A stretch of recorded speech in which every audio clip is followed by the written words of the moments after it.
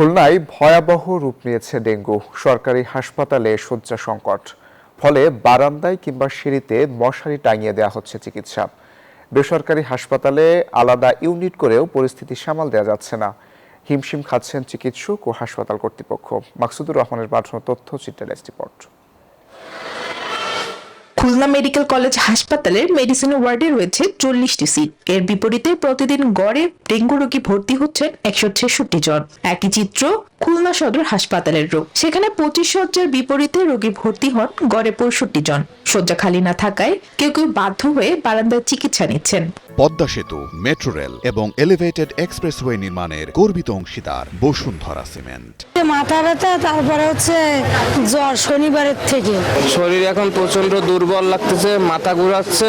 ডেঙ্গুর হার বেশি, বেটে এমন পরিমাণে ভিড়, রোগী বাইরে বারান্দায় ওগাদা হয়ে গেছে।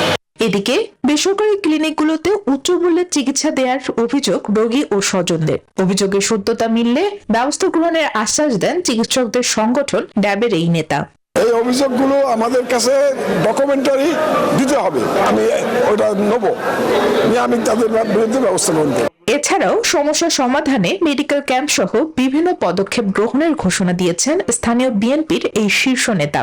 আমরা এই হাসপাতালগুলি আমরা পরিচালনা করব আপৎকালীন সময়ের জন্য, এবং এখানে পুরো সাপোর্ট, ডাক্তার সহ, নার্স সহ অন্যান্য যে সাপোর্ট প্রয়োজন সেগুলি ল্যাবের নেতৃবৃন্দরা দিবেন।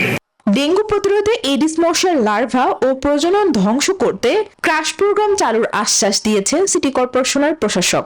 আমরা রেড জোন ঘোষণা করেছি, তারপরে ইয়েলো জোন, তারপর অরেঞ্জ জোন ঘোষণা করে আমরা এইসব এলাকায় ডেঙ্গু প্রতিরোধের কাজ শুরু করেছি, ক্রাশ প্রোগ্রাম শুরু করেছি। চলতি বছরে এই পর্যন্ত খুলনা বিভাগে 10 জেলায় ডেঙ্গু আক্রান্ত হয়েছেন 4806 জন। মৃত্যু হয়েছে 16 জনের। Desk report, news 24।